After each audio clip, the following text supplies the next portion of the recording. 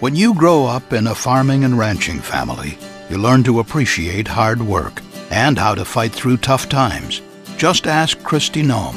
She knows the challenges facing our farmers and ranchers right now because she's experienced it with her own family. Record drought, high fuel and fertilizer costs, and overregulation by Washington are creating extra hardship for farmers and ranchers all across South Dakota.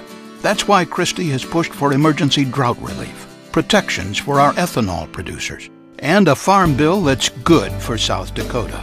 And when bureaucrats at the Department of Labor wanted to stop our children from doing chores on family farms, Kristi told them, people in South Dakota don't need parenting tips from bureaucrats in Washington. Kristi Noem. Here at home, she's one of us.